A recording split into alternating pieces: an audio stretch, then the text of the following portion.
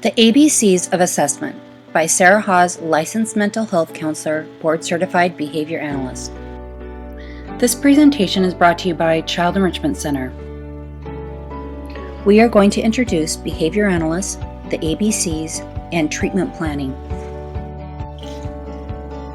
When it comes to others' behavior, we often ask ourselves, why do they do that? This is why the goal of every behavior analyst is to know the function or reasons behavior occurs. A behavior analyst's job is to reveal the function for the behaviors and create a plan to change them, and then evaluate the success of that plan.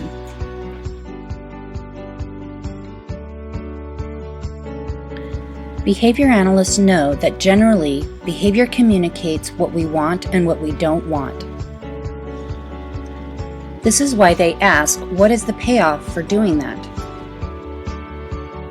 The payoff question is important because, though two behaviors may look the same, it doesn't mean the behavior's functions are the same.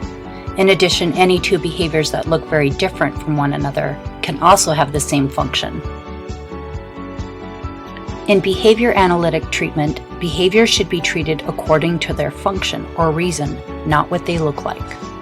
Before we can know the function or functions of a behavior, we need to know the three components to behaviors, A, B, and C.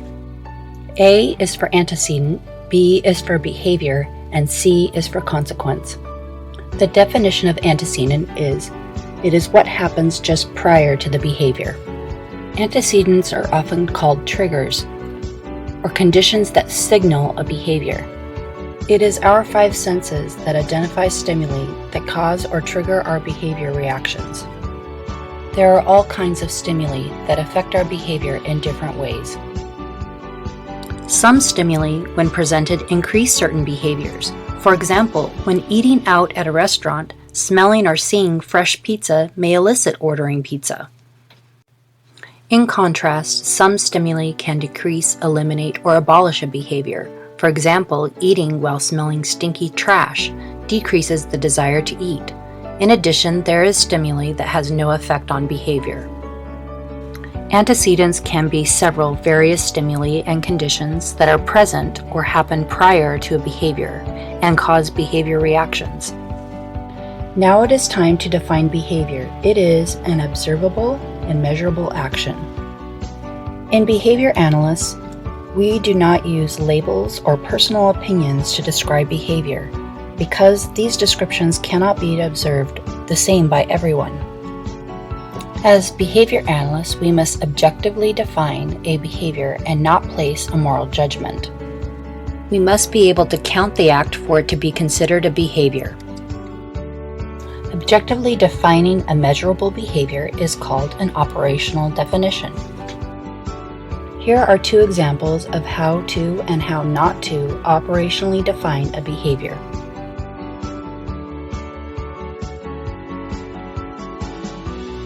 Let's move on to defining consequence. It's what happens or the conditions that take place following a behavior. When a certain consequence follows a behavior regularly, and that behavior increases or decreases over time, behavior analysts call it operant conditioning. Those consequences or events that follow a behavior and increase that behavior over time are called reinforcers. Those consequences or events that follow a behavior and decrease that behavior over time are called punishers. When a delivery of a reinforcer stops following a behavior, it is called extinction. Now that we understand the three components of behavior, we can start assessing it with ABC data collection. First, we collect data on the challenging behavior. Second, we analyze the data to determine the function or functions of the behavior.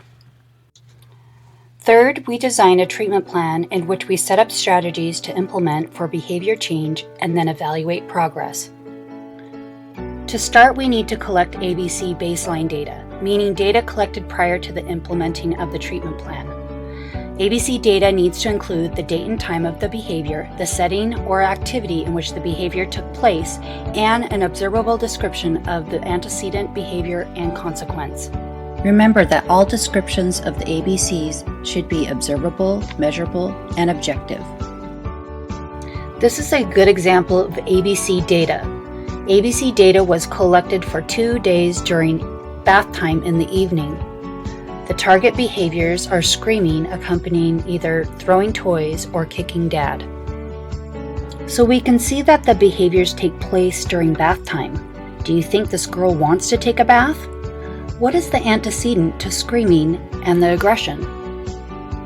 That's right, the statement from her mother or father, "It's time for a bath," or "time to take a bath."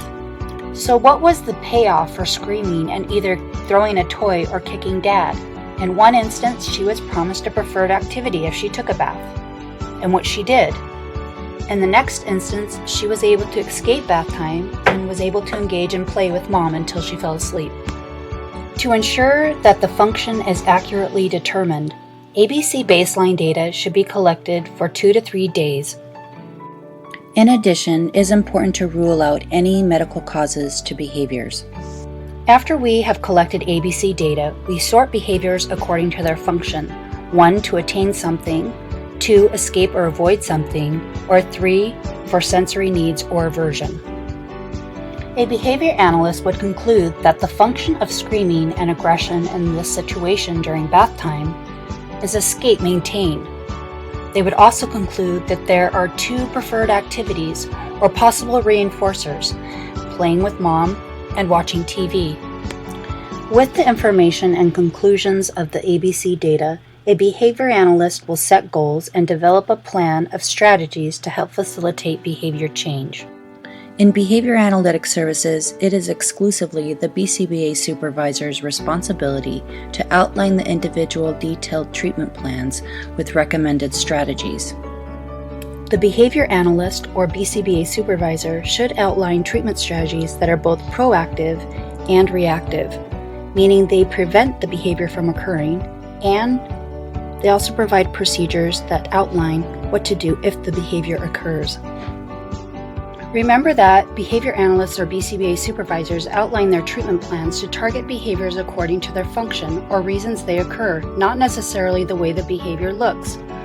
Therefore, specific proactive and reactive procedures are designed for each identifiable function.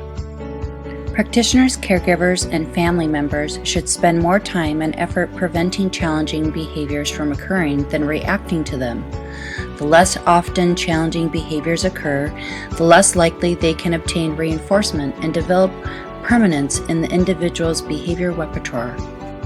There are many proactive strategies. One is to arrange the environment, conditions, or schedule for success. Another strategy would be to teach replacement behaviors or skills such as communication or independence.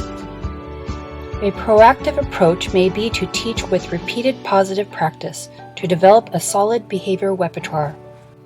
Positive practice is especially effective when teaching behavior regulation skills such as waiting and tolerating change or transitions. Reactive procedures. It is important to note that as a general rule in behavior analysis, you do not use reactive procedures unless you have at least one or more proactive procedures in place. Another important general rule in behavior analysis is that timeout should not be used for escape or sensory maintained behaviors for various reasons. Escape maintained behaviors should be managed by not allowing escape from tasks or rules, while at the same time increasing work or rule tolerance by providing powerful reinforcement for compliance to non-preferred rules and tasks. Again, as a general rule, sensory behaviors should be managed mostly through proactive procedures such as sensory diets and reactive redirection. The proactive and reactive procedures in this video are examples and express a general rule among behavior analysts. The supervisor for each client determines the specific strategies that will be used.